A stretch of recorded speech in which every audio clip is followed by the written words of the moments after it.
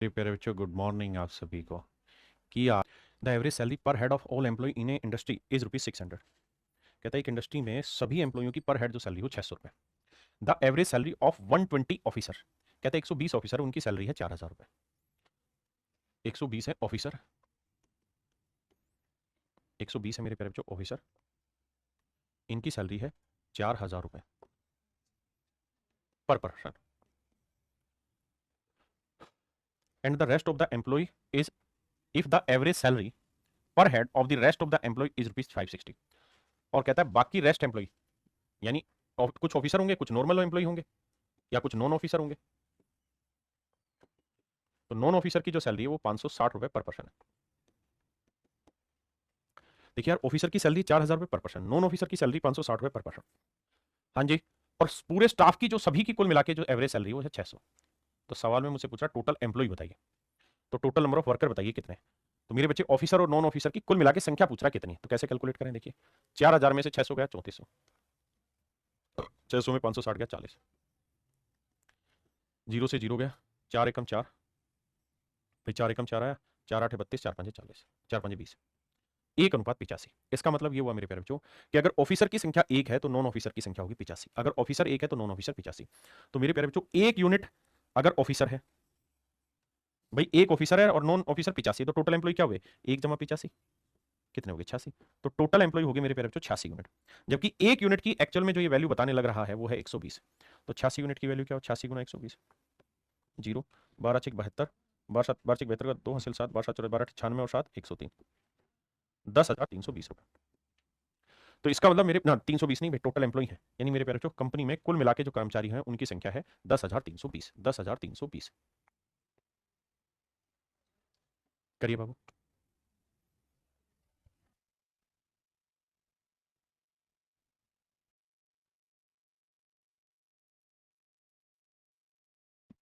देखिए मेरे बच्चे, सवाल में कह रहा था average age of A boys in A class is 16.66 year. कहता है लड़कों की जो औसत आयु है वो 16.66 साल है। 6 6 साल का मतलब हुआ 16 सही 2 3, यानी 16 3 48 और 2 50/3 साल। लड़कों की औसत आयु इतनी। जबकि वहीं कह रहा है कि एवरेज एज ऑफ गर्ल्स, लड़कियों की जो औसत आयु है वो है मेरे बच्चे 18 सही 3/4, 18.75 को लिखेंगे, 18 सही 3/4, 18 चौक 72 और 3 75/4। लड़कियों की औसत आयु 75/4 साल पर स्टूडेंट। हाँ जी। दस the average age of all the 40 student of A class is this. और कह रहा है 40 के 40 बच्चों की औसत आयु 17.5 साल है। 40 के 40 बच्चों की औसत आयु 17.5 साल है। 17.5 का मतलब क्या बना भाई, 17 सही 1/2, 17 दूनी 34 और 1 35/2। बिल्कुल ठीक है। अब अब भैया घटा जोड़ करते हैं, आओ मेरे प्यारे बच्चों, बड़े में से छोटा घटाएंगे, बड़ा था, बड़े में से छोटा घटाएंगे तो 75/4 माइनस 35/2, और यहाँ 35/2 में से मेरे बच्चे मुझे घटाना है 50/3। तो मेरे प्यारे बच्चों एलसीएम आया 4, 5/4, और यह आया मेरे बच्चे 6, 35 थी 105, 50 दूनी 100, तो यह आया 5/6, 5 एकम 5, 5 एकम 5, 2 दूनी 4, 2 तिया 6, 3 को इधर गुना करेंगे, 2 को उधर ले जाए तो 3:2 आया। इसका मतलब लड़कों की संख्या 3 है तो लड़कियों की संख्या मेरे प्यारे बच्चों, तो आपने कहा ठीक है। टोटल बच्चे कितने हुए, 3 और 2 5, तो 5 यूनिट हुए मेरे प्यारे बच्चों कुल मिला के बच्चों की संख्या। और जबकि बच्चे की संख्या दे कितनी रखी है जी, तो सवाल में बच्चों की संख्या दे रखी है, तो कक्षा में 40 छात्र हैं, 40 स्टूडेंट है भैया। तो 5 यूनिट 40 को, तो 1 यूनिट की वैल्यू मेरे प्यारे बच्चों 8, तो 1 यूनिट 8 है तो 2 यूनिट 8 दूनी 16, और 3 यूनिट 8 दिए 24। यानी मेरे बच्चे लड़कों की संख्या 24 साल होगी तो लड़कियों की जो संख्या होगी वो होगी 16 साल। अगर लड़कों की संख्या 24 साल होगी तो मेरे प्यारे बच्चों लड़कियों की जो संख्या होगी वो होगी 16 साल। किसी भाई बहनों को लोड आ जाता है तो 10 यार। तो सवाल में कह रहा है कक्षा में लड़कियों की संख्या ज्ञात करो, कक्षा में लड़कियों की संख्या ज्ञात करें। तो मेरे प्यारे बच्चों कक्षा में लड़कियों की जो संख्या होगी वो होगी 16 साल। कक्षा में लड़कियों की जो संख्या हो जाएगी वो हो जाएगी 16 साल। यही आपसे मैंने सवाल में पूछा था।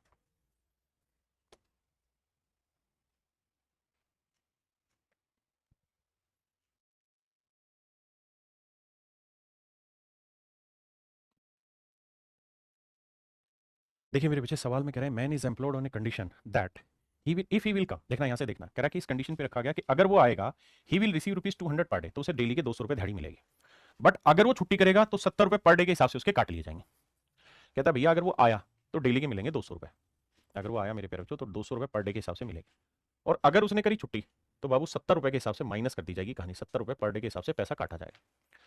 और उसने कुल मिला के 4380 रुपए रिसीव किया है सैलरी फॉर 30 डेज, 30 दिन के लिए 4380 रुपए मेरे प्यारे बच्चों उसको सैलरी मिली है। मैं कह रहा हूं, मान लीजिए कि अगर वो पूरे के पूरे 30 के 30 दिन वो काम पे आता तो तनख्वाह बन जाती 6000 रुपए, बिल्कुल ठीक है। और 30 के 30 दिन छुट्टी करता तो मेरे प्यारे बच्चों तनख्वाह बन जाती -2100 रुपए, बिल्कुल ठीक है जी, क्योंकि डेली की पेनल्टी है 70 रुपए। और सवाल में कह रहा है कि उसकी कुल मिला के जो पेनल्टी है वो 4380 रुपए, कुल मिला के पेनल्टी जो है मेरे प्यारे बच्चों 4380 रुपए, मतलब कुल मिला के तनख्वाह इतनी। तो बताओ कितने दिन काम पे आया, कितने दिन छुट्टी किया। ध्यान देना, बड़ा कौन है 6000, 6000 में से 4380 घटाएंगे तो यह आएगा कितना 1620,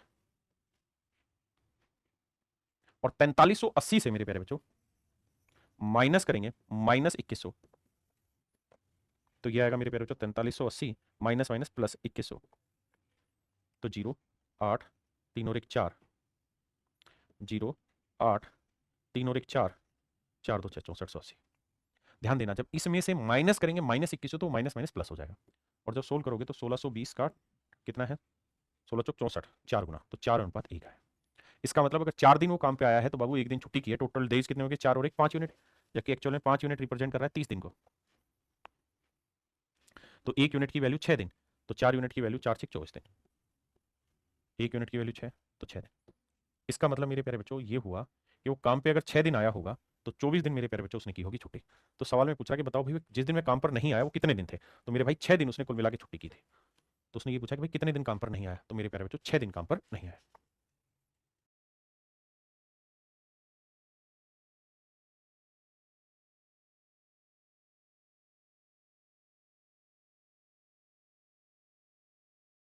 बच्चे सवाल में ये कह रहा है कि एक परीक्षा में एक छात्र प्रत्येक सही उत्तर के लिए 4 नंबर लेता है, यानी अगर सही उत्तर देगा तो उसको भैया नंबर मिलेंगे 4, और हर एक गलत उत्तर के लिए मेरे प्यारे बच्चों 1 अंक खो देगा। 1 अंक खो देगा मतलब माइनस में 1 नंबर मिलेगा। यदि कुल मिला के 60 प्रश्नों के उत्तर देने हैं और 130 अंक प्राप्त करता है तो उसके द्वारा सही उत्तर द्वारा सही कितने आंसर दिए गए। तो मेरे प्यारे बच्चों ऐसे देखिए, कहता भाई हर सही सवाल के लिए उसे 4 नंबर मिलेंगे, बिल्कुल ठीक है, और हर गलत उत्तर के लिए मेरे प्यारे बच्चों उसके अंक 2 कट जाएंगे। सही सवाल के लिए 4 नंबर मिलेंगे, हर गलत उत्तर के लिए 2 अंक, 2 नहीं 1, प्रत्येक गलत उत्तर के लिए 1 अंक खो देगा, गलत उत्तर के लिए 1 नंबर खो देगा। कुल मिला के 60% है, तो मेरे प्यारे बच्चों ऐसे देखो कि 60 के 60 अगर सही कर देता तो 240 नंबर मिल जाते, और 60 के 60 गलत कर देता तो मेरे बच्चे 60 नंबर आ जाते। जबकि सवाल में कह रहा है कि भैया कुल मिला के उसके 130 नंबर आए। अब कैसे ट्रीट करोगे, सब बड़े वाले में से छोटा 240 में 130 गया 110, और 130 में से माइनस करेंगे छोटी value that is -60, minus minus plus तो 190। अब मेरे प्यारे बच्चों इसका रेशियो निकालोगे तो आएगा 19:11। इसका मतलब मेरे प्यारे बच्चों अगर 19 सवाल सही किए हैं तो 11 सवाल मेरे प्यारे बच्चों उसने गलत किए, तो टोटल सवाल कितने हो गए 19 जमा 11, 19 जमा 11 हो गए 30, तो 30 यूनिट सवाल उसने कुल मिला के टोटल किए। जबकि टोटल सवाल हैं कितने भैया 60, तो 30 यूनिट 60 सवाल, तो 1 यूनिट 2 सवाल, तो 11 यूनिट 11 दूनी 22 सवाल, यानी मेरे प्यारे बच्चों 22 क्वेश्चन उसने गलत किए या सही किए, गलत किए। और भैया 19 दूनी 38, 38 सवाल मेरे प्यारे बच्चों उसने ठीक किए, 38 सवाल उसने ठीक किए हैं और 22 सवाल उसने गलत किए हैं। अब हमसे पूछ रहा है उसके द्वारा सही उत्तरों की संख्या ज्ञात करिए, तो मेरे प्यारे बच्चों मेरा आंसर होगा 38। क्या होगा जी 38।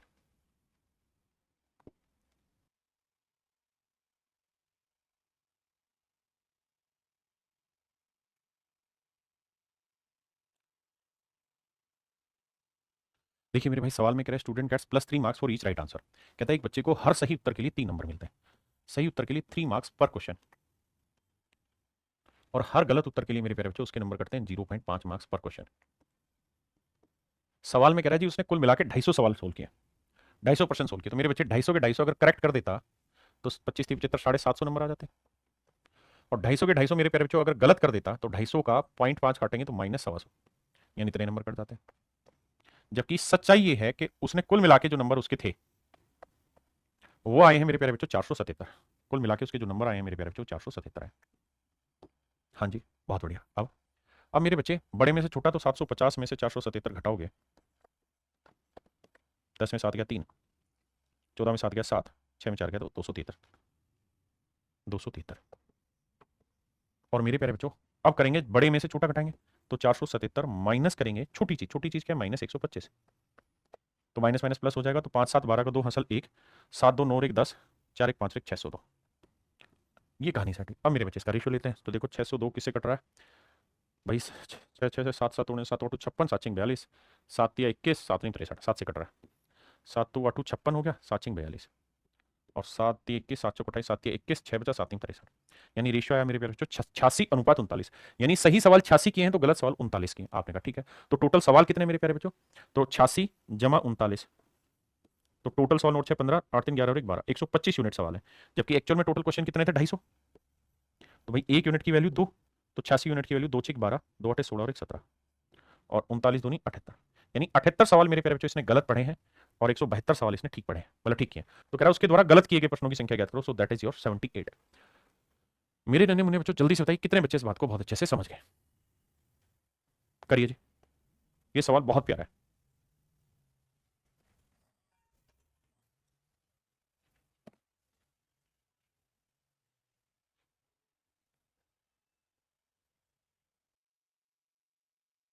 देखिए मेरे प्यारे बच्चों सवाल बहुत जबरदस्त है, ध्यान से देखिए। सवाल में कह रहा है there is a square room of area 100 square metre, कहता है कमरा है जिसका क्षेत्रफल 100 वर्ग सेंटीमीटर, वो 100 वर्ग metre. The centre of the room is covered by a square carpet, कहता है कि बनाता हूं उसके हिसाब से समझ में आएगा। कहता भैया ये कोई कमरा है, लेकिन ये कमरा जो है वर्गाकार है। तो मेरे प्यारे बच्चों अगर वर्ग का क्षेत्रफल दिया हुआ है, कहता है इस कमरे का जो एरिया है वो 100 मीटर स्क्वायर है, 100 वर्ग मीटर है, तो ये तय है कि भैया इस वर्ग का की भुजा की लंबाई कितनी होगी 10, क्योंकि एरिया का स्क्वायर रूट साइड की लेंथ होती है। आपने कहा ठीक है। कह रहा है there is a square room of area 100 square metre, the centre of the room is covered by a square carpet, कहते हैं इसका जो सेंटर है वहां पे एक वर्गाकार कारपेट बिछी हुई है, and the rest of the floor is covered bye oil cloth, और कहता है बाकी जो बच गया हिस्सा उसको एक ऑयल क्लॉथ से ढका हुआ है, इस तरीके से मतलब ढका हुआ है। मतलब मेरे प्यारे बच्चों ये हुआ कि आप ये समझिए कि यार इसके बीचों बीच में एक स्क्वायर कारपेट बना हुआ है, इसके बीचों बीच में एक स्क्वायर कारपेट डाला हुआ है, एक वर्गाकार चटाई डाली हुई है इसके बिल्कुल बीचों बीच। बहुत बढ़िया, हाँ जी। और कहता है बाकी जो हिस्सा बच गया है इस हिस्से में मेरे प्यारे बच्चों कहता है एक नॉर्मल कपड़ा डाला गया, यानी देसी भाषा में अगर मैं आपको समझाने की कोशिश करूं तो ये कह सकता हूं कि भैया यहां तो हमने कारपेट बिछा दी है, ठीक है जी, और जो बाकी हिस्सा बच गया है, जो बाकी हिस्सा बच गया है मेरे प्यारे बच्चों, लेट्स से ये वाला हिस्सा, इस हिस्से पे कहता है उसने क्या कर दिया है, एक कपड़ा बिछा दिया। सेंटर में तो मेरे प्यारे बच्चों सवाल में कह रहा है कि एक स्क्वायर कारपेट डाली गई है, और बाहर जो जो जो इलाका बच गया, जो रास्ता बच गया, इसके ऊपर कहता है कि हमने एक सामान्य कपड़ा बिछा दिया है। अब सवाल में कह रहा है कालीन और कपड़े की लागत है 18 रुपए और 7.5 रुपए। जो ये कालीन है, ये वाली जो कालीन है, इसका रेट है 18 रुपए प्रति मीटर, और कहता है जो सामान्य कपड़ा है 18 रुपए प्रति वर्ग मीटर, जो सामान्य कपड़ा है उसका रेट है 7.5 रुपए पर वर्ग मीटर, प्रति वर्ग मीटर। तो ये है मेरे प्यारे बच्चों कपड़े का रेट, ये है मेरे प्यारे बच्चों कारपेट का रेट। कहता है इस पे जो कुल मिला के खर्चा हुआ है ना पूरे इस पे मकान को बनाने में, मतलब इस पूरे कमरे को ढकने में, इस पे खर्चा हुआ है 1422 रुपए का। कहता है कुल मिला के जो टोटल कॉस्ट आई है वो आई है 1422 रुपए। देखिए मेरे बच्चे सवाल बहुत ही प्यारा है, समझने की देर है। फिर से समझाता हूँ, सवाल में कह रहा है 100 वर्ग मीटर क्षेत्रफल का एक वर्गाकार कमरा है, तो हमने यहां से निकाल लिया कि भाई अगर एरिया 100 है तो साइड की लेंथ 10 होगी। साइड की लेंथ क्या होगी मेरे प्यारे बच्चों 10, क्यों, क्योंकि जो एरिया होता है उसका स्क्वायर रूट करते हैं तो साइड की लेंथ निकलती है। कहता है कमरे का मध्य भाग चकोर कालीन से ढका हुआ, कहता है बीचों बीच में एक चकोर कालीन डाली हुई है, और शेष फर्श को तेल के कपड़े यानी नॉर्मल कपड़े से ढका हुआ है। ब्लू कलर का जो कपड़ा है ये नॉर्मल कपड़ा से ढका हुआ है। कहता है कालीन और कपड़े की लागत क्रम से 18 और 7.25 है। कहता है कालीन और कपड़े की जो लागत है वो 18 और 7.25 है, यानी हमने इनके रेट भी लिख दिए 7.5 रुपए प्रति वर्ग मीटर। कहता है कुल मिला के जो खर्चा है वो 1422 रुपए आया पूरे इसको बनाने का। तो अब हमसे सवाल में पूछ रहा है कि भाई इस कपड़े की चौड़ाई याद करिए, कि भाई ये जो कपड़ा है ये कितना चौड़ा है, यहाँ से यहाँ तक की चौड़ाई क्या है, ये आपने कुल मिला के बता दी। आइए मेरे बच्चे समझाने की कोशिश करता हूँ, बहुत ही खूबसूरत सवाल है, मजा आ जाएगा आपको पढ़ के। देखिए बाबू, भाई दो चीजों से बनाया हुआ है, एक कारपेट और एक क्लॉथ, उसे ऑयल क्लॉथ कह लें या नॉर्मल क्लॉथ। कारपेट का जो रेट है वो 18 रुपए प्रति वर्ग मीटर है, और क्लॉथ का रेट 7.5 रुपए प्रति वर्ग मीटर, 7.5 रुपए प्रति वर्ग मीटर। अब मेरे प्यारे बच्चों ध्यान से मेरी बात सुनना, क्या कि सर कहानी ये है कि अगर मैं ये कह रहा हूं कि पूरे फर्श का एरिया कितना है 100 वर्ग मीटर, तो मेरे प्यारे बच्चों मान लो अगर 100 के 100 वर्ग मीटर पे कारपेट बिछा दी गई होती तो खर्चा आ चुका होता 1800 रुपए, बिल्कुल ठीक है। और 100 के 100 वर्ग मीटर पे कपड़ा बिछा दिया गया होता मेरे बच्चे, तो कॉस्टिंग आती 750 रुपए। पहले इतनी बात को समझो, बताओ आया कि नहीं आया। और मेरे प्यारे बच्चों कुल मिला के जो खर्चा हो रहा है वो खर्चा हो रहा है 1422 रुपए।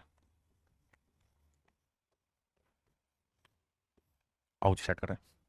अब कैसे सेट होगा भाई, 1800 में से 1422 घटेगा, तो 1800 में से 1422 घटाओगे क्या आएगा वो बताइए। तो आप कहोगे देखो साहब 1800 में से 1422 घटाना है, तो 10 में 2 गया 8 और 9 में 2 गया 7, यहाँ बचा 3, तो ये डिफरेंस आया मेरे प्यारे बच्चों 378।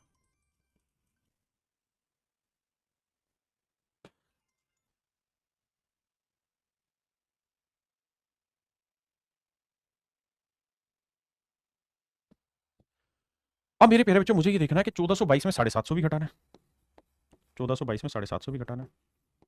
तो भाई 12 में 2 में से 2 गया है ना, और मेरे भाई ये बचा 12 में से 5 गया 7, और भैया यहाँ बचा कितना 13, 13 में 7 का 672, 2 7 5 12, 7 से 13 14, 672 है। अब देखिए मेरे बच्चे, अब कहानी को सेटल करते हैं आगे कैसे। देखो यार काटते हैं, 4 से ये जा रहा है, 4 से वो भी जा रहा है, नहीं 4 से नहीं जा रहा, 18 चौक 72, और 4 से 4 एकम 4 नहीं जा रहा, 2 से कट रहा है, तो पहले 2 से निपटाते हैं। 7 2 9 6, 7 3 10 8 18, 7 2 9 और 6 15, 3 से भी जा रहा है, यानी मुझे काटना चाहिए 12 से, तो 12 5 60, 12 6 72, यहाँ मैं काटूंगा मेरे भाई तो 12 3 36 है ना, नहीं मैंने गलती करी, मुझे काटना चाहिए 12 3 36 नहीं 6 से काटना चाहिए, क्योंकि 2 से कटेगा और 3 से कटेगा, तो 6 से काटते हैं, 6 कम 6, 6 कम 6, 6 दूनी 12, और यहाँ 6 से काटेंगे, 6 5 36, 6 3 18, बिल्कुल ठीक है। अब किससे कट रहा है मेरे बच्चे, अब 7 से कटेगा, 7 एकम 7, 7 से नहीं कटेगा, नहीं 7 से कट जाएगा, 7 एकम 7 बचा 4, 7 में 16, 7 112, 7 नहीं 63, यानी मेरे प्यारे बच्चों रेशियो आया मेरा 16:9, रेशियो आ गया 16:9। इसका मतलब कारपेट पे जो मैंने एरिया यूज किया वो 16 यूज किया, तो क्लोथ पे जो मैंने एरिया यूज किया वो 9। भाई यहाँ है पर स्क्वायर मीटर, यहाँ है पर स्क्वायर मीटर, मेरे प्यारे बच्चों इसका मतलब यहाँ जो एरिया का रेशियो आ गया वो 16:9 है। तो भैया कारपेट पे अगर मैंने 16 वर्ग मीटर यूज किया है, 16 यूनिट यूज किया है, तो क्लोथ पे यूज किया 9, तो टोटल एरिया हुआ 25 यूनिट, जबकि एक्चुअल में टोटल जो एरिया है पूरे कमरे का वो है 100 वर्ग मीटर, पूरे कमरे का जो एरिया है मेरे बच्चे वो है 100 वर्ग मीटर, तो 25 यूनिट 100 वर्ग मीटर, तो 1 यूनिट की वैल्यू 4, तो 16 चौको 64, तो ये एरिया मेरे प्यारे बच्चों 64 वर्ग मीटर, और 9 चौक 36, ये एरिया है 36 वर्ग मीटर। हाँ जी, इसका मतलब मेरे प्यारे बच्चों जो ये कपड़े का ये वाला जो हिस्सा है, कारपेट का जो हिस्सा है, इस कारपेट का अगर आप एरिया ढूंढने जाओगे ना बाबू, तो कारपेट का जो एरिया है वो आ रहा है कितना 64, तो अगर कारपेट का एरिया 64 वर्ग मीटर है, तो ये वर्गाकार बोला था उसने, तो ये तय हुआ कि अगर एरिया 64 है तो साइड की लेंथ कितनी हो जाएगी 8, बिल्कुल, यानी यहां से यहां तक की लेंथ कितनी होगी मेरे प्यारे बच्चों 8, बिल्कुल ठीक है। अच्छा ये पूरी साइड की लेंथ कितनी है साहब 10 है, तो मेरे बच्चों ये पूरी साइड की लेंथ 10 है, ये लेंथ 8 है, तो ये लेंथ और ये लेंथ दोनों मिला के कितनी होंगी 2, क्योंकि ये 8 है ये दोनों 2 होंगी तभी तो 10 होगा, तो 2 में 1 सेंटीमीटर 1 मीटर ये होगी मेरे प्यारे बच्चों, और 1 ही मीटर ये होगी। तो उसने पूछा था इस नीले वाले कपड़े की चौड़ाई कितनी है, तो मेरे प्यारे बच्चों मेरा आंसर आएगा 1 मीटर मेरे नीले वाले कपड़े की चौड़ाई है, तो जो आपका राइट आंसर होगा सवाल का वो होगा 1 मीटर कपड़े की चौड़ाई। अब मुझे धड़ल्ले से कमेंट करके बताइए कितने बच्चे समझे कितने नहीं। अब इसी तर्ज पे मैं एक सवाल और ले रहा हूं आपको समझाने के लिए, करिए कोशिश जरा, जरा समझिए पढ़िए, सेम इसी तर्ज पे एक क्वेश्चन और ले रहा हूं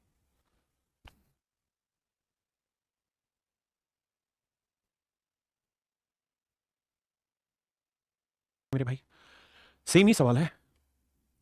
सवाल में कह रहा है एक वर्गाकार कमरा जिसकी भुजा 10 मीटर है कि मध्य में एक वर्गाकार कालीन बिछा हुआ है, यानी मेरे प्यारे बच्चों एक कमरा है और कमरा जो है वर्गाकार है बाबू, कमरा जो है वो आपका वर्गाकार है। कहता है जी इस कमरे का जो एरिया है ना, इसकी भुजा जो है वो 10 मीटर है, इसकी भुजा 10 मीटर, बहुत बढ़िया सुंदर। तो मेरे प्यारे बच्चों इसका मतलब ये हुआ कि इस कमरे का एरिया कितना हो गया जी, इसका एरिया हो गया 100 वर्ग मीटर, बहुत ही सुंदर। अब कहता है इसके बीचों बीच एक कालीन बिछा हुआ है और जो कालीन है वो भी वर्गाकार है, कहता है जी इसके बीचों बीच एक कालीन बिछा हुआ है, बीचों बीच एक कालीन बिछा हुआ है, और कहता है बाकी हिस्सा जो है वो बाबू कह रहा है सवाल में कि बाकी हिस्से में क्या बिछा हुआ है जी, कालीन बिछी हुई है, मतलब ये सेंटर में कालीन और बाकी हिस्से में कोई नॉर्मल क्लोथ सा डाला हुआ हमने।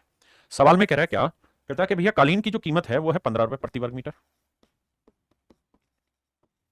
और जो नॉर्मल कपड़ा है उसकी कीमत है मेरे प्यारे बच्चों 6.5 रुपए प्रति वर्ग मीटर। तो कह रहा है कपड़े की चौड़ाई बताइए क्या होगी, ये हमारा सवाल है, और टोटल जो खर्चा आया वो 1338 रुपए 50 पैसे का खर्चा आया, 1338 रुपए 50 पैसे का मेरे प्यारे बच्चों खर्चा आया कुल मिला के। सवाल में कह रहा है कि भाई ये बता दो कपड़े की चौड़ाई क्या होगी। अब देखना मेरे भाई, अब कहानी को समझा दो। देखो यार भाई दो तरीके से मिलकर मिश्रण बना हुआ, एक कारपेट का और एक है नॉर्मल क्लॉथ का। मेरे बच्चे कारपेट का जो रेट है वो 15 रुपए प्रति वर्ग मीटर है, और क्लॉथ का जो रेट है वो 6.5 रुपए प्रति वर्ग मीटर है। पहले इतनी बात समझिए फिर इससे आगे की बात करें। क्लियर है मेरे बच्चे, इतनी बात अगर आप समझते हैं तो अब आगे देखिए। अब मेरे प्यारे बच्चों हमें इनका रेशियो लेना होगा, तो रेशियो जब लेने लगेंगे तो डेसिमल से डेसिमल हट जाएगा। हाँ जी 5 से काटेंगे तो 5 एकम 5 बचा कितना, 5 3 15, 3 बचा, 5 7 35, 3 बचा, 5 7 35। यहाँ देखेंगे 5 दूनी 10, 5 3 15, कितना आया भाई, 5 3 15 से 1 आया, 5 दूनी 10, 5 3 15, 330। अब मेरे प्यारे बच्चों देखो 3 3 6 2 8 किससे कट रहा है ये, क्योंकि हमें इसका रेशियो लेना होगा कुल मिला के। मेरे बच्चे सिंप्लीफाई करना पड़ेगा, कैसे सिंप्लीफाई करें भाई, देखो ये तो तय है कि ये 3 से या 9 से भाग नहीं जाएगा, 5 से आगे भाग नहीं जाएगा, 7 से भाग देते हैं, 7 चौक 28 नहीं जाने लग रहा, 7 चौक 28 4 बचा नहीं जाएगा, 7 के बाद ये 11 3 3 6 नहीं जा रहा, 11 के बाद 13 से भाग देखें, 13 दूनी 26, 7 नहीं जा रहा, 13 से भी नहीं जा रहा। मैं तो इसी नंबर को ट्राई करने लग रहा हूँ। मेरा पहला काम यही होगा कि किससे कट रहा है। 13 के बाद 14 हटा दो, 15 हटा दो, 16 हटा दो, क्योंकि वो इवन नंबर है और 15 5 है, उसका आता है 17, 17 से कट रहा है भाई, 17 कम आया 17, 17 नहीं में 153 कटने लग रहा है। 17 से यहाँ काटेंगे तो भैया 17 8 और 17 एकम 17, बिल्कुल ठीक है। तो 81:19 आया। इसका मतलब मेरे प्यारे बच्चों, अगर कारपेट का एरिया 81 है तो क्लोथ का एरिया आया कितना जी 19। तो टोटल एरिया कितना हो गया साहब 81 और 19 जोड़ोगे तो आएगा मेरे बच्चे 100। तो टोटल एरिया 100 यूनिट है, जबकि एक्चुअल में कितना है 100 वर्ग मीटर। तो इसका मतलब 1 यूनिट की वैल्यू कितनी आ गई जी 1 वर्ग मीटर। तो मेरे बच्चे 81 यूनिट की वैल्यू आएगी 81 वर्ग मीटर और 19 यूनिट की वैल्यू 19 वर्ग मीटर। मतलब मोटा मोटा कहने का मतलब ये मोटा मोटी बात का कि इस कारपेट का जो एरिया आएगा मेरे प्यारे बच्चों वो आएगा 81 वर्ग मीटर। अगर कारपेट का एरिया 81 वर्ग मीटर आया मेरे बच्चे, तो ये वाली जो लेंथ होगी, ये लेंथ कितनी होगी 9, क्योंकि स्क्वायर है तो स्क्वायर की साइड की लेंथ होती है, मतलब एरिया होता है साइड का वर्ग, तो उसका स्क्वायर रूट कर 9 मीटर है। ये पूरी लेंथ मेरे प्यारे बच्चों क्या है 10, ये पूरी लेंथ 10 है, ये लेंथ 9 है, तो नेचुरल है ये वाली लेंथ और ये वाली लेंथ दोनों का जोड़ 1 मीटर होगा। तो ये 9 है, इन दोनों का जोड़ 1 होगा, तो आधा मीटर ये रही होगी और आधा ही मीटर ये रही होगी, यानी कपड़े की चौड़ाई 0.5 मीटर मेरे बच्चे रही होगी। यही मेरे सवाल का सही उत्तर होगा, 0.5 मीटर कपड़े की चौड़ाई रही होगी। ऑप्शन डी आपका सही आंसर है ना। अब आ गया ये, देखिए मेरे प्यारे बच्चों, सवाल में कह रहा है car travel 20 kilometre per hour for 30 minute. कहता है कार की स्पीड है 20 किलोमीटर पर आवर, कितनी देर तक चलती रही 30 मिनट तक। और कहता है x किलोमीटर पर आवर की स्पीड से x की वैल्यू आपको अल्टीमेटली निकालनी है। कहता है जी 30 मिनट तक ये कार चलती रही, नहीं है ये 30 मिनट थी, ये 45 मिनट थी, माफ करिए। If the average speed of the entire journey of the car is 14 kilometre per hour.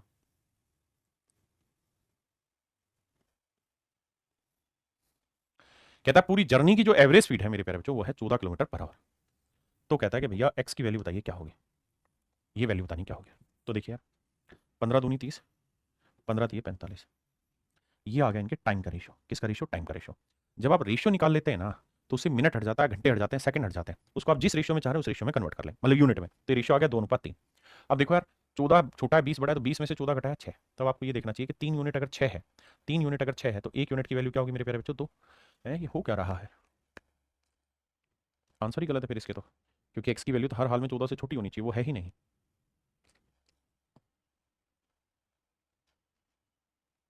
Option में मिस्टेक है इसमें भाई। तो 3 यूनिट 6, तो 1 यूनिट की वैल्यू मेरे प्यारे बच्चों 2, बिल्कुल ठीक है। तो 2 यूनिट की वैल्यू तो आप कहेंगे 4। अब मेरे बच्चों एक बात बताना, अगर मिश्रण 20 से छोटा है तो मिश्रण इससे बड़ा होगा, तो इससे कितना बड़ा होगा 4, तो ये होगी 10 किलोमीटर पर आवर। तो हर हाल में मेरे प्यारे बच्चों एक्स की जो वैल्यू आएगी वो 10 किलोमीटर पर आवर की। ऑप्शन में मिस्टेक है, ऑप्शन 10 आंसर होगा, क्योंकि मिश्रण हमेशा ध्यान रखना इन दोनों के बीच की वैल्यू होती है, इन दोनों के बीच की वैल्यू होती है मिश्रण। ये जी सवाल में कह रहा है कि भुवनेश 30 मिनट तक 25 किलोमीटर पर आवर की चाल से चलता है। कहता है जी 30 मिनट तक 25 किलोमीटर पर आवर की स्पीड से चलता है, और अगले 20 मिनट में 40 किलोमीटर पर आवर की स्पीड से चलता है, 40 किलोमीटर पर आवर की स्पीड से चलता है। तो कह रहा भैया पूरी जर्नी की ना एवरेज स्पीड निकाल के बताओ क्या होगी, पूरी जर्नी की औसत चाल निकाल के बताइए क्या होगी। क्या करना चाहिए हमें, सबसे पहले एक काम कि इनका रेशियो ले लीजिए, टाइम का रेशियो लेंगे मेरे भाई आएगा 3:2। तो करना क्या मेरे प्यारे, जो 25 और 40 का डिफरेंस ले लीजिए। 25 और 40 का डिफरेंस क्या होगा 15 किलोमीटर पर आवर। इसको मेरे प्यारे बच्चों बांटेंगे 3:2 में, तो 3 और 2 5, 5 3 15, 3 3 9, 3 दूनी 6। इसका मतलब मेरे भाइयों ये जो वैल्यू होगी ये 9 होगी, तो ये वाली वैल्यू होगी 6। तो 40 में से ये घटा के 9 आया तो कितना होगा 31। तो औसत चाल आएगी मेरे प्यारे बच्चों 31 kilometre per hour. Average speed जो बनेगी वो बनेगी 31 किलोमीटर पर आवर। करिए भाई करिए। सवाल में कह रहा है कि भुवनेश ने 10 घंटे में 150 किलोमीटर की दूरी ट्रैवल की है। भुवनेश ने 10 घंटे में 150 किलोमीटर की दूरी तय की है। बात कहता अपनी यात्रा का एक भाग तो उसने कार से ट्रैवल किया और दूसरा भाग उसने रिक्शा से ट्रैवल किया। कहता कुछ पार्ट तो चला है वो मेरे प्यारे बच्चों कार से और बाकी पार्ट चला है रिक्शा से। सवाल में कह रहा है कि कार की जो स्पीड है वो है मेरे बच्चे 20 किलोमीटर पर आवर और रिक्शा की जो स्पीड है वो 12 किलोमीटर पर आवर। अब कहानी को आगे समझाता हूं। अब मेरे बच्चों एक बात बताना, सवाल में ये कह रहा है कि भाई जो भुवनेश है उसने पूरी जो डिस्टेंस ट्रेवल की है ना 150 किलोमीटर की, उसको ट्रेवल करने में कितने घंटे लगा दिए 10 घंटे। तो ये है मेरे प्यारे बच्चों 1 घंटे में चली गई दूरी, ये भी 1 घंटे में चली गई दूरी, तो मिश्रण भी जो होगा ना वो आपका 1 घंटे में चली गई दूरी का ही होगा। तो 10 घंटे में 150 चली तो 1 घंटे में चलेगा 15। तो मिश्रण की स्पीड आ गई मेरे प्यारे बच्चों 15 किलोमीटर पर आवर। तो 20 में से 15 घटाएंगे मेरे प्यारे बच्चों 5 आएगा, और 15 में से 12 घटाएंगे मेरे बच्चे 3 आएगा। तो रेशियो आया 3:5। इसका मतलब कार से चलने में अगर उसने 3 यूनिट टाइम लिया है तो रिक्शा से चलने में उसने टाइम लिया होगा 5 यूनिट। सवाल में कह रहा है कार से और रिक्शा से चलने में जो दूरी चली है उसने उसका रेशियो बताओ। तो भाई समझो कि ये तो रेशियो है, और इस रेशियो को मैंने बताया ना, रेशियो की खुद में कोई यूनिट नहीं। आप इसे 3 घंटे बोलेंगे तो ये 5 घंटे हो जाएगा, इसे 3 साल बोलेंगे तो ये 5 साल, इसे 3 सेकंड तो ये 5 सेकंड। तो चूंकि मेरी स्पीड दे रखी है, टाइम दे दिया, मुझे डिस्टेंस निकालना है। डिस्टेंस का फार्मूला होता है मेरे बाबू क्या, speed into time, speed into time. तो स्पीड है 20, तो 20 की स्पीड से 3 घंटे में कितनी दूरी चलेगा, इतनी। यहां देखेंगे तो 12 की स्पीड से 5 घंटे में कितनी दूरी चलेगा, इतनी। तो 12 5 60, 30 20 30 60, 1:1 रेशियो आ जाएगा। तो मेरे प्यारे बच्चों इनकी जो डिस्टेंस का रेशियो आएगा वो आएगा 1:1। इनके डिस्टेंस का जो रेशियो आएगा मेरे प्यारे बच्चों वो 1:1 आएगा। हाँ है ना।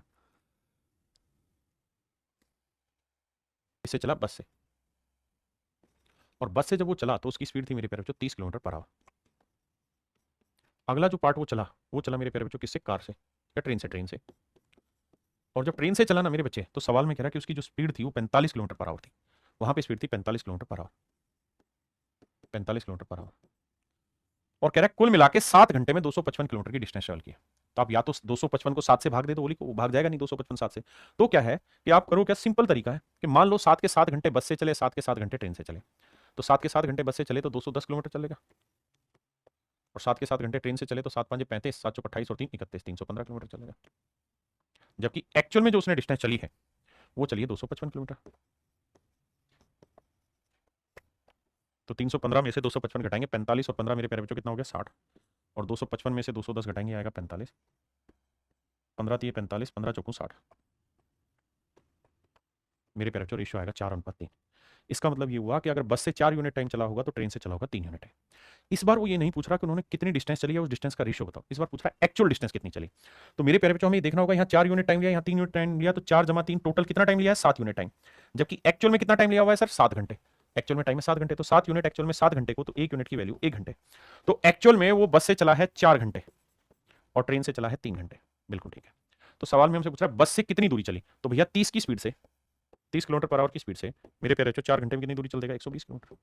And that is your right answer my dear. मेरे प्यारे बच्चों ये आपका करेक्ट आंसर, 120 किलोमीटर आपका सही आंसर। हाँ है ना, 120 किलोमीटर आपका सही answer.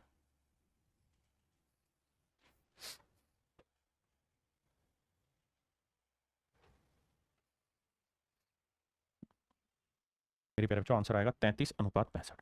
Option C is your right answer. अब मेरे बच्चे हम टाइप 3 में आ रहे हैं मिश्रण के। टाइप 3 में जो मैं चीजें पढ़ा रहा हूं उसमें क्या होगा कि कोई रिजल्ट परसेंटेज में होगा, यहाँ दूसरा रिजल्ट भी परसेंटेज में होगा, तो इसका जो मिश्रण होगा ना वो भी आपको परसेंटेज में करना होगा। अब आपका सवाल ये हो सकता है कि सर परसेंटेज किसके रिस्पेक्ट में बोला जाता है। जैसे अगर मैं आपको ये कहूं कि भाई मैंने अपना आर्टिकल 10% प्रॉफिट पे बेच दिया, तो ये 10% प्रॉफिट पे बेच दिया, किस चीज के बारे में कह रहा है, तो इसका मतलब ये है कि भाई अगर 100 रुपए की आपकी लागत है, 100 रुपए की आपकी कॉस्ट है मेरे प्यारे बच्चों, तो आपने इस चीज को बेचा है 10 रुपए प्रॉफिट पे, 10 रुपए लाभ पे। अगर आपकी लागत 100 है तो आपने इसे बेचा 10 रुपए के लाभ पे।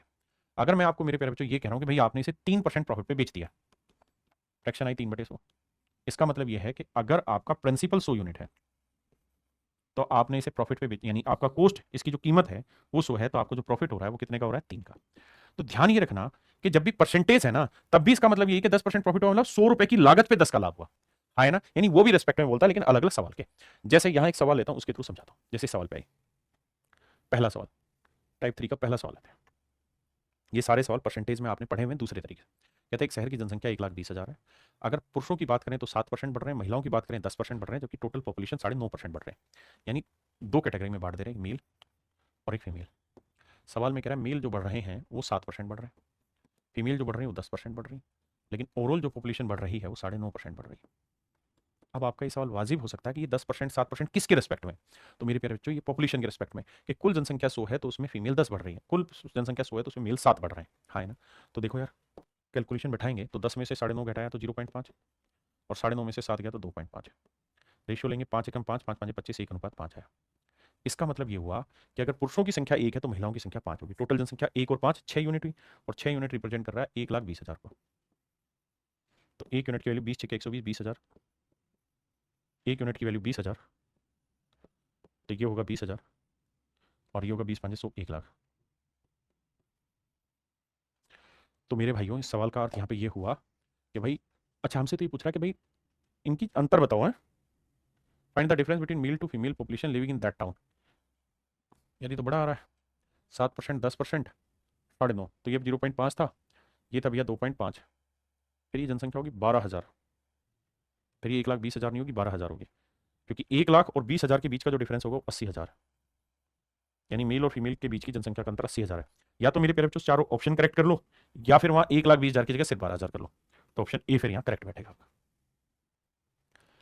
अब मेरे प्यारे बच्चों ये वाला सवाल भी आपने परसेंटेज में पढ़ा है कि मेल 7% बढ़ रहे हैं, फीमेल 10, तो मान लेते हैं फीमेल 7 तो बढ़ी रही है, 3 और बढ़ रही है, ऐसे ऐसे ही आपने एक सवाल इनकम एक्सपेंडिचर और सेविंग का पढ़ा था, जहां मैं मानता था कि भैया इनकम लिखो, फिर यहाँ एक्सपेंडिचर लिखो, फिर सेविंग लिखो, फिर वहां क्या होता था कि इनकम इतनी बढ़ जाए, एक्सपेंडिचर इतना बढ़ जाए, तो बताओ सेविंग में क्या चेंज होगा।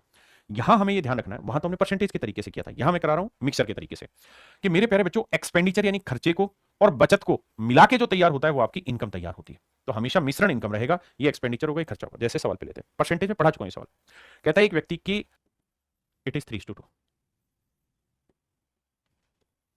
ये रेशियो मेरे प्यारे बच्चों 3:2 है। अब कह रहा है कि इसकी इनकम 10% बढ़ गई, तो इन दोनों को मिला के जो तैयार होगा वो इनकम होगी, इनकम 10% बढ़ गई कह रहे थे। खर्चा कहता है 12% बढ़ गया, खर्चा 12% बढ़ गया, तो कह रहा है बचत में क्या चेंज आया वो बताइए। करना क्या है मेरे बाबू, ये घटाइए, 12 में से 10 गया 2, तो 2 यूनिट 2 को, तो 1 यूनिट 1, तो 3 यूनिट 3 को, तो ये वैल्यू 3 आई। तो मेरे प्यारे बच्चों मिश्रण जो होगा इससे छोटा है तो इससे बड़ा होगा, तो कितना बड़ा होगा 3, तो ये वाली वैल्यू आएगी 7%, तो सेविंग कितनी बढ़ी 7%, तो बचत में 7% की वृद्धि हुई। आया समझ, आइए आगे। ये रेशियो मेरे प्यारे बच्चों 3:2 है। अब कह रहा है कि इस सवाल में कह रहा है रैक्सेस expenditure and saving are in the ratio this and this, कहता है भैया इनके एक्सपेंडिचर और इनके सेविंग का जो रेशियो है वो 4:5 है।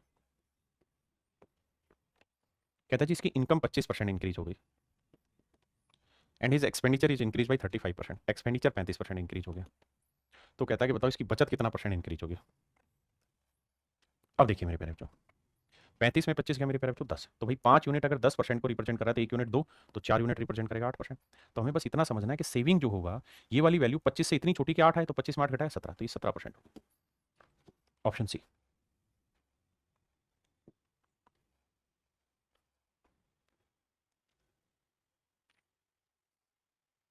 कह रहा विनाश की आय उससे 20 उसके व्यय से 20% ज्यादा। देखना मेरे बच्चे पहले इतनी चीज को सेटल करते हैं।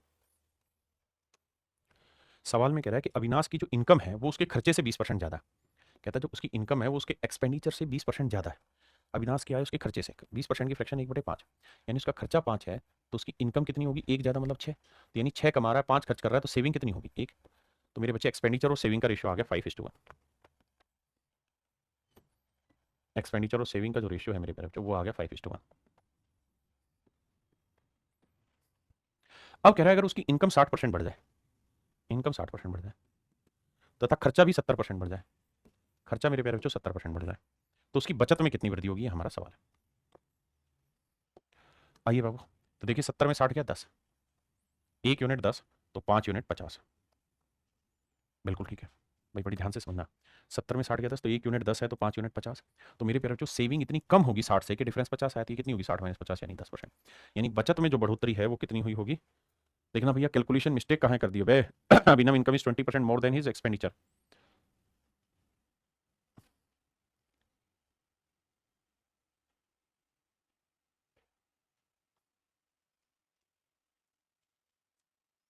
बिल्कुल ठीक है यार, देखना कोई मिस्टेक तो नहीं कैलकुलेशन में। आइए मेरे भाई, वजन का अनुपात 4:5 है। कहता है किशन का वजन 10% बढ़ जाता है, किशन और सूरज का कुल वजन 15% बढ़ जाता है, दोनों का ओवरऑल वेट 15% बढ़ जाता है। तो कहता है कि भाई ये बताओ 15% की वृद्धि के साथ 82.2 किलोग्राम हो जाता है, तो सूरज का वजन कितने प्रतिशत बढ़ जाता है। हमें तो यहाँ से बस इतना मतलब था कि भाई किशन और सूरज का कुल वजन 15% की वृद्धि के साथ इतना हो जाता है, हमें तो ये था कि परसेंटेज ग्रोथ कितना होगा 15%, तो अगर सूरज का वेट बताइए कितना बढ़ा होगा। अब क्या करें भैया, तो देखो जी 10 में अब जरा ध्यान देना, ये बढ़ा है तो 15 में से 10 घटा के आया 5, तो 5 यूनिट मेरे प्यारे बच्चों 5 आया, तो 1 यूनिट 1, तो 4 यूनिट कितना आएगा 4। अब ध्यान देना 15 जो है वो इससे बड़ा है तो इससे छोटा होगा, इसमें से 15 घटा के 4, तो सूरज कितना ग्रोथ किया होगा 19%, तो option B is your right answer. मेरे दोस्तों अब हम बढ़ रहे हैं उसी परसेंटेज वाली चीज में, सिंपल इंटरेस्ट में। देखिए सिंपल इंटरेस्ट में जो रेट रहती है, जैसे मैं कह रहा हूं कि 8% ब्याज है मिल रहा है, तो 8% ब्याज का मतलब ये है कि 100 रुपए प्रिंसिपल पर 8 रुपए सिंपल इंटरेस्ट, 100 यूनिट अगर प्रिंसिपल है तो साधारण ब्याज कितना है 8 यूनिट। हाँ या ना मेरे प्यारे बच्चों, तो जो रेट होती है ना वो हमेशा प्रिंसिपल के रेस्पेक्ट में बोली जाती है, रेट दोनों ही हमेशा प्रिंसिपल के रेस्पेक्ट में बोली जाती है, और बीच में भी जो रेट ऑफ इंटरेस्ट होगी वो प्रिंसिपल पे ही कैलकुलेट करनी। हाँ है ना। अब आते हैं सवाल पे। T800 lent A part of it at 10% simple interest. कहता है 6800 रुपए का 1/10% साधारण ब्याज पर दिया जाता है, and the remaining at 7.5% simple interest, और बाकी हिस्सा 7.5% ब्याज पे दिया जा रहा है। कहता है एक हिस्सा 10% इंटरेस्ट पे दिया जा रहा है, दूसरा हिस्सा 7.5% इंटरेस्ट पे दिया जा रहा है। तो मेरे प्यारे बच्चों एक बात ध्यान देना, अगर यहाँ रेट ऑफ इंटरेस्ट है, यहाँ रेट ऑफ इंटरेस्ट है, तो मिश्रण की भी रेट ऑफ इंटरेस्ट निकालनी होगी। कैसे निकलेगी साहब? तो कह रहा है 6800 रुपए पे कुल मिला के 8% रेट मान लेते हैं मिश्रण की, और 3.5 साल, 3 दूनी 6, 7/2 साल, 7/2 साल में जो मेरे प्यारे बच्चों साधारण ब्याज है 1904 रुपए।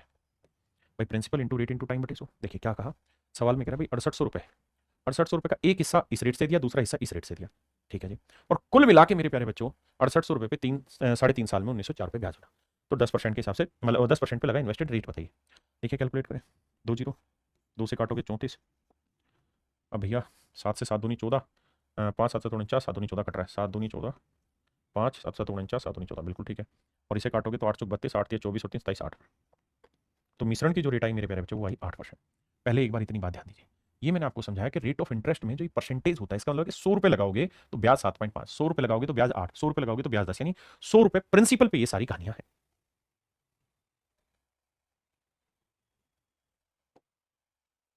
अब मेरे प्यारे बच्चों हमें क्या करना है? मिश्रण लगाना है।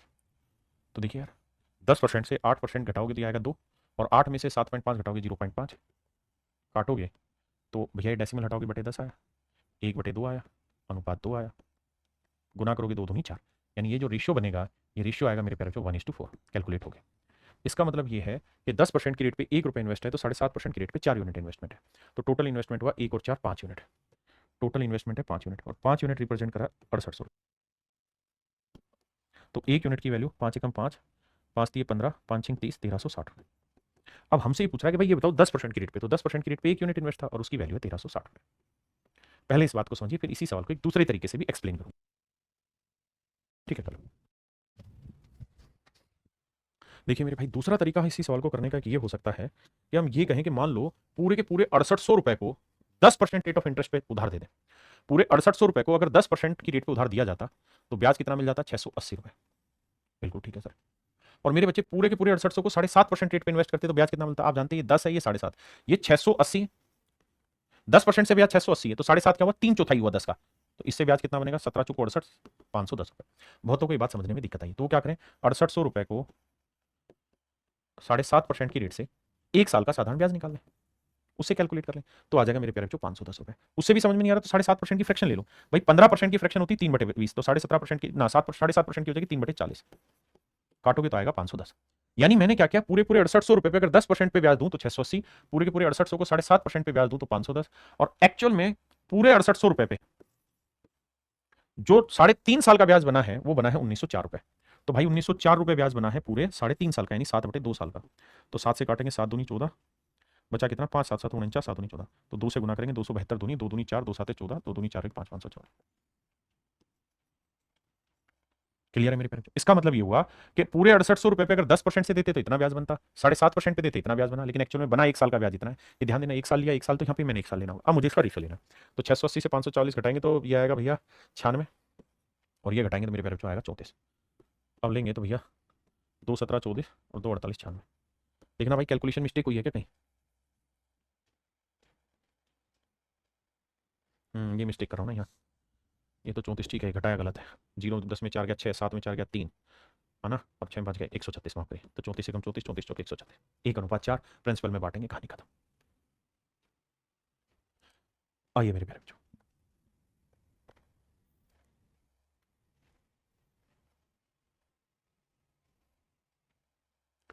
करिए मेरे बच्चे।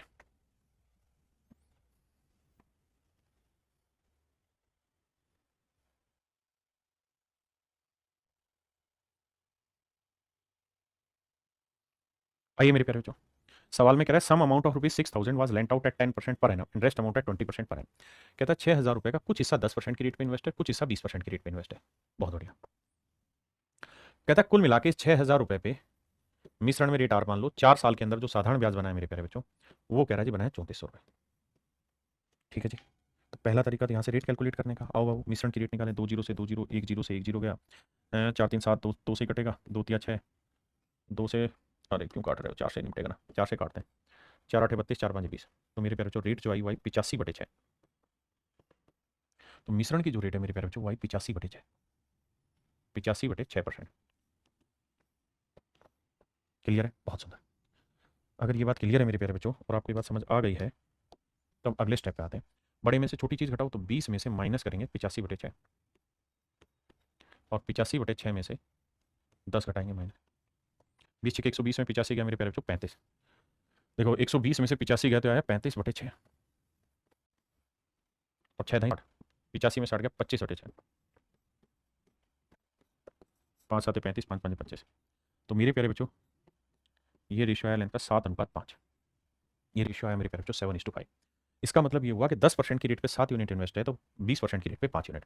तो टोटल पैसा मेरे बच्चे कितना हुआ, 7 और 5 12 यूनिट। तो 12 यूनिट जो है वो टोटल पैसे को रिप्रेजेंट कर रहा है, दैट इज 6000 रुपीज। तो एक यूनिट की वैल्यू 12 5 60, 500 रुपये। और एक यूनिट की वैल्यू मेरे प्यारे बच्चों 500 रुपये है। तो मुझसे पूछे कि भाई 7 यूनिट की वैल्यू, तो 7 गुना 500 यानी 3500 रुपये। तो मैं ये कह सकता हूँ कि साहब 3500 रुपये इन्वेस्ट हुए हैं किस रेट पे, 10% पे, और 5 गुना 500, और साहब 2500 रुपये जो हैं वो आपके इन्वेस्ट हुए हैं मेरे बच्चे 20% की रेट पे। क्लियर है। तो कह रहा है 10% की रेट पे कितना पैसा इन्वेस्ट किया, तो 10% की रेट पे है 3500 रुपये, ऑप्शन बी। ये तो है मेरे प्यारे बच्चों डिटेल में, अगर डिटेल छोटी समझो लेकिन रेट कैलकुलेट करना। लेकिन आप कहें सर हम स्मार्ट अप्रोच लेना चाहते हैं, रेट कैलकुलेट नहीं करना चाहते, तो ये सोचिए कि पूरे का पूरा 6000 अगर 10% की रेट पे ब्याज पे चढ़ाते तो 600 रुपये मिलता, और पूरे का पूरा 6000 रुपये 20% की रेट से ब्याज पे चढ़ाते तो 1200 रुपये ब्याज मिलता। लेकिन एक्चुअल में जो ब्याज मिला है वो कितना है साहब, 3400 रुपये ब्याज मिला है। बहुत बढ़िया जी। कितने सालों का साहब, 4 सालों का। तो एक साल का कितना होना, 4 8 32, 4 5 20, 850 रुपये। तो एक साल में 850 रुपये का ब्याज मिला। तो 1200 में 850 गया मेरे प्यारे बच्चों 350, और 850 में 600 गया 250। 0 से 0, 5 5 25, 5 7 35। तो आंसर आया मेरे प्यारे बच्चों 7:5। आंसर आया मेरे भाई 7:5। मतलब साहब मतलब ये हुआ कि अगर 10% से 7 यूनिट हिस्सा इन्वेस्ट है तो 20% पे 5, तो 7 5 12, 12 यूनिट 6000, 1 यूनिट 500, 3500, 2500 ही मेरा आंसर। दोनों तरीके से मैंने चीज़ों को डील करना सिखाया। ये आपको डिसाइड करना है मेरे प्यारे बच्चों कि दोनों में आपको कौन सा तरीका बेटर लगता है। अब हम यही same cheese profit and loss में आ रहे हैं परसेंटेज। मेरे प्यारे बच्चों मैं कहूं कि भाई मेरे आर्टिकल पे 7% प्रॉफिट हुआ, तो इसका मतलब ये हुआ कि मैंने 100 रुपए लगाए हैं, 100 रुपए लगाए हैं तो 7 रुपए कमाए हैं। 7% प्रॉफिट का मतलब यही है। तो ये 100 रुपए मेरी अगर कॉस्ट प्राइस होगी तो मैंने जो कमाया है, जो मेरा प्रॉफिट हुआ है वो है 7 रुपए।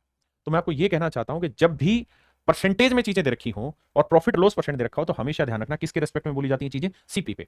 मैं कहूं यार मैंने 50% प्रॉफिट पे कोई चीज बेच दी, मतलब 100 लगाए 50 का प्रॉफिट कमा लिया, लगाए मतलब कॉस्ट मेरी 100 है तो प्रॉफिट मेरा 50। बहुत सुंदर। आइए देखिए मेरे प्यारे बच्चों,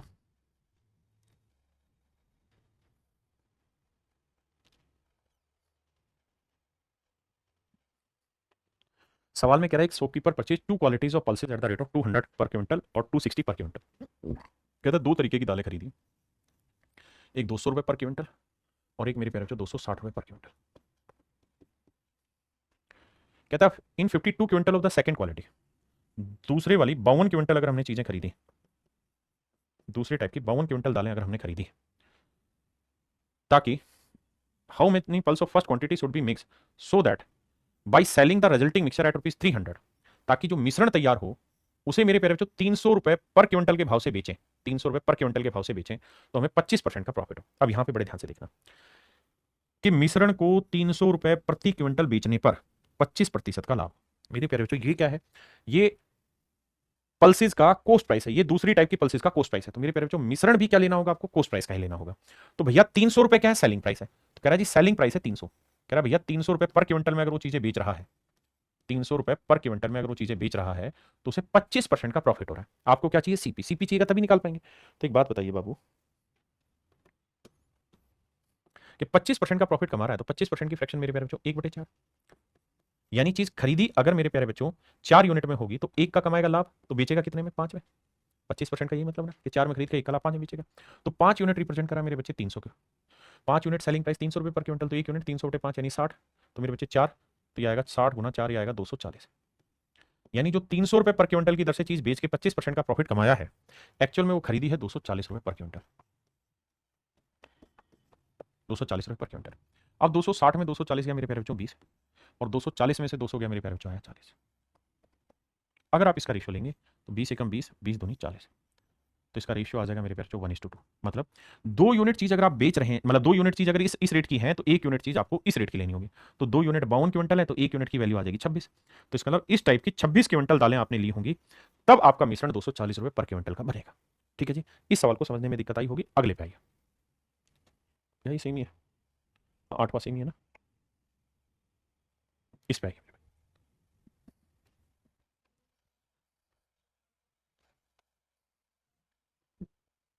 देखिए मेरे प्यारे बच्चों,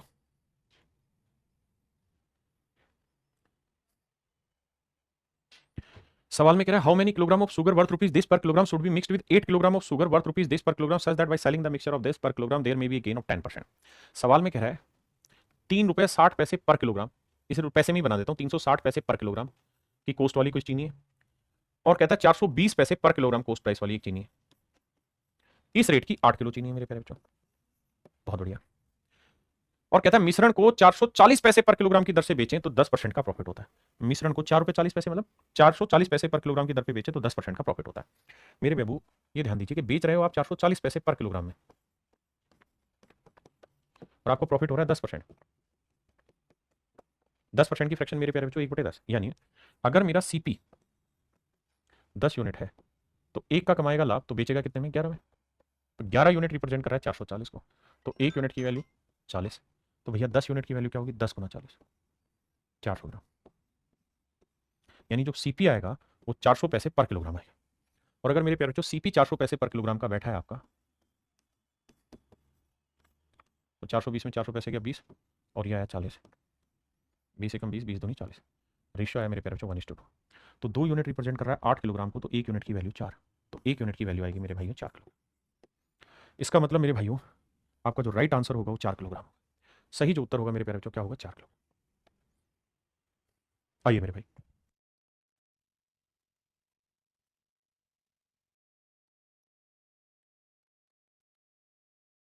देखिए मेरे भाई सवाल में क्या रहा है, mixture of sugar is sold eight ₹3 पर किलोग्राम। कहता है एक मिश्रण को 3 रुपए प्रति किलोग्राम की दर से बेचा गया, और जब हम बेच रहे थे तो हमें 25% का लाभ प्राप्त हुआ। कह रहे mixture of sugar is sold at this per kilogram, the mixture is form by mixing the sugar of 2 ton. कहता है 210 पैसे पर किलोग्राम वाली कोस्ट वाली चीज मिलाई हमने, और 252 पैसे पर किलोग्राम कोस्ट प्राइस वाली चीज मिलाई हमने। हाँ जी, कहता है जी हम इन्हें किस अनुपात में मिलाएं कि जो मिश्रण है उसे 3 रुपए पर किलोग्राम की दर पे बेचा जाए। What is the ratio of cheaper to the costlier quality in the mixture if the profit of 25% is being earn, कि प्रॉफिट 25% का हुआ। तो मेरे प्यारे बच्चे एक बात हो, सेलिंग प्राइस है 3 रुपए, 3 रुपए मतलब 300 पैसे, और प्रॉफिट हो रहा है 25%, तो 25% की फ्रैक्शन क्या है मेरे प्यारे बच्चों, 1/4। यानी चीज 4 में खरीदी, एक का लाभ तो बेची 5 में, तो 5 यूनिट 300 है तो 1 यूनिट की वैल्यू 60, तो 4 यूनिट 4 × 60, 240 पैसे पर किलोग्राम।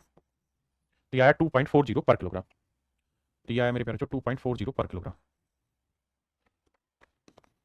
पर किलोग्राम। 252 से 240 घटाओगे 240 पैसे, तो ये आएगा 12 पैसे, और ये घटाओगे मेरे बच्चे 30 पैसे। काटोगे दो, 6 दूनी 12, 6 पंजे 30। तो पूछ रहा है कि सस्ती महंगी का, तो सस्ती 2 होगी तो महंगी 5। तो मेरे प्यारे बच्चों आंसर होगा ऑप्शन सी।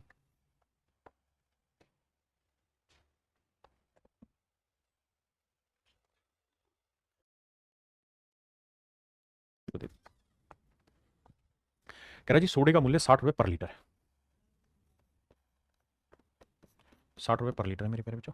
यदि पानी मुफ्त में उपलब्ध होता है, यानी पानी की कॉस्ट हुई 0 रुपये लीटर, तो पानी और सोडा को आपस में किस अनुपात में मिलाया जाए। ध्यान देना, ये पानी पहले लिखा है फिर सोडा लिखा है।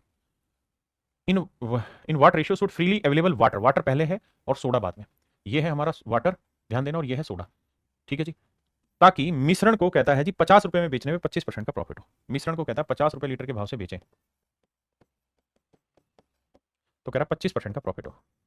25% की फ्रैक्शन मेरे पे रखो 1/4, यानी चीज 4 में खरीदी, एक का लाभ तो बेचा 5 में होगा, तो 4 में खरीद का एक का लाभ 5 में बेचा, तो 5 यूनिट 50, तो 1 यूनिट आया 10, तो 4 यूनिट कितना आया मेरे बच्चे, 4 × 10 40। तो आंसर आया मेरे पे रखो 40 रुपए लीटर। आंसर आया 40 रुपए लीटर, हाँ जी। यानी जो कोस्ट प्राइस बना वो 40 रुपए लीटर है।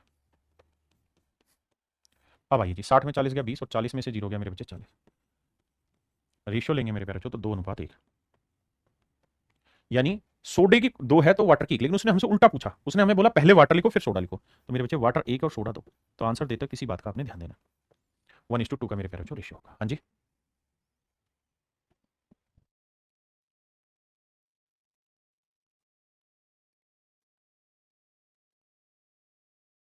देखिए सवाल में कह रहा है पानी को 12 रुपये प्रति लीटर सोडे में किस अनुपात में मिलाया जाए। कहता है पानी को, तो वाटर हुआ मेरे प्यारे बच्चों 0 रुपये लीटर का, बिल्कुल ठीक है। और सोडा हुआ मेरे भाई 12 रुपये लीटर का। अब कह रहा है कि भैया इस मिश्रण को जब 13 रुपये 75 पैसे में बेचते हैं तो 25% का प्रॉफिट होता है। 13 रुपये 75 पैसे में बेचते हैं तो 25% का प्रॉफिट होता है। 13 रुपये 75 पैसे में बेचते हैं तो कह रहा है 25% का प्रॉफिट होता है। 25% की फ्रैक्शन मेरे प्यारे बच्चों 1/4, यानी चीज 4 में खरीदी, 1 का लाभ, बेची कितने में 5 में, तो 5 यूनिट रिप्रेजेंट कर रहा है इसे, तो भाग देंगे। देखो 5 दूनी 10, नहीं जाएगा, है ना। 5 7 35, 5 7 35, 2.77, भाई 5 7 35, 5 7 35, नहीं नहीं गलत करा दिया मैंने, 5 5 25 ही आएगा, 2.75, 5 5 25, 5 7 35, 2 7 5 दूनी 10 और 3 13, ठीक। तो 4 यूनिट की वैल्यू कितनी, 4 गुना 2.75, तो देखो 4 5 20, 4 7 28 और 2 30 और 4 दूनी 8 3 11, तो सीपी आया मेरे प्यारे बच्चों 11 रुपये लीटर। सीपी आ गया आपका 11 रुपये लीटर, मेरे प्यारे बच्चों सीपी आ गया 11 रुपये लीटर। बहुत ही सिंपल है, बस करना एक ही काम आपको। आपने ये देखा यहाँ कोस्ट है, यहाँ कोस्ट है, तो मिश्रण की भी कोस्ट लिखेंगे, तो 12 में से 11 गया 1 और 11 में से 0 घटाएंगे तो 11, यानी हम इन्हें किस अनुपात में मिलाएंगे, 1:11। अब ये ध्यान से पढ़िए, पूछा क्या था, in what ratio should water be mixed, यानी वाटर पहले है, पानी को तो पानी पहले, तो पानी 1 है और सोडा 11, तो मेरे प्यारे बच्चों उस केस में मेरा आंसर होगा ऑप्शन सी। ऑप्शन सी मेरे प्यारे बच्चों राइट आंसर होगा। ठीक है जी, 42 रुपये पर किलोग्राम वाले कितने किलोग्राम चावल को 50 रुपये पर किलोग्राम वाले 7.5 किलो चावल, ये है मेरे प्यारे बच्चों 7.5 किलो चावल के साथ मिलाना चाहिए, ताकि परिणामी मिश्रण को 53 रुपये 10 पैसे पर किलोग्राम की दर से बेचें तो 18% का प्रॉफिट हो। देखिए भाई 53 रुपये 10 पैसे के भाव से जब हम बेचेंगे, पर किलोग्राम के भाव से बेचेंगे, तो सवाल में कह रहा है 18% का प्रॉफिट होना चाहिए। 53 रुपये 10 पैसे के भाव से बेचें तो कहता है 18% का प्रॉफिट होना चाहिए। तो मेरे प्यारे बच्चों 18% की फ्रैक्शन क्या होगी भाई, 1% 2% की 1/50, तो 18 9/50। तो मेरे प्यारे बच्चों ये समझिए कि सीपी अगर 50 होगा तो प्रॉफिट होगा 9 का, तो सेलिंग प्राइस होगा 59। अब 59 यूनिट रिप्रेजेंट कर रहा है इतने को, तो 1 यूनिट की वैल्यू आएगी मेरे बच्चे 53.10/59, तो कह रहा 50 यूनिट की वैल्यू कितनी हो, क्योंकि सीपी 50 है। अब मेरे बच्चे हमें क्या करना होगा, डेसिमल हटाएंगे बटे 100 आएगा, 1 जीरो तो गई, 1 जीरो ये वाली गई। अब देखो ये तो खत्म, अब 9 निम 81, 9 पे जा रहा है, 9 निम 81, 9 5 45 और 8 53, 9 पे जा रहा है, 9 5 45, यानी मेरे प्यारे बच्चों सीपी जो आ रहा है ना, वो आ रहा है आपका 45 रुपये पर किलोग्राम। देखिए प्रॉफिट एंड लॉस आप पढ़ चुके हैं, कैलकुलेशन से घबराइए मत, है ना। दुर्ग विजय भाई सबके कमेंट शो होते हैं, लेकिन अगर आप इसी में लगे रहें तो फिर जीवन में कुछ कर नहीं पाएंगे। मेरा कमेंट शो हो रहा है नहीं हो रहा, यही तो ऑनलाइन क्लासेस की हल्की बीमारी रहती है कि हर बच्चे को कई बना बार दिन में, 2 दिन में, 10 दिन में, महीने में एक आध बार चक्कर आता है कि यार मेरा कमेंट भी तो शो होना चाहिए। सबका सब शो होता है मेरे बाबू। अब 50 में 45 गया 5 और 45 में 42 गया मेरे प्यारे बच्चों 3, तो रेशियो आएगा 5:3। यानी यहाँ से अगर मेरे बच्चे 5 किलो लेंगे तो यहाँ से 3 किलो लेंगे, जबकि एक्चुअल में यहाँ से 3 यूनिट नहीं 7.5 किलोग्राम ले रहे हैं, तो 3 यूनिट रिप्रेजेंट कर रहा है 7.5, यानी 7 दूनी 14 और 1 15/2 किलोग्राम। तो भैया 1 यूनिट की वैल्यू क्या होगी, बटे 3 चला जाएगा, और अपने को कितने यूनिट चाहिए, 5 यूनिट, तो 3 5 15, 5 5 25/2 किलोग्राम, यानी 12.5 किलोग्राम। तो 12.5 किलोग्राम मेरे प्यारे बच्चों मेरा राइट आंसर। मुश्किल कुछ है ही नहीं।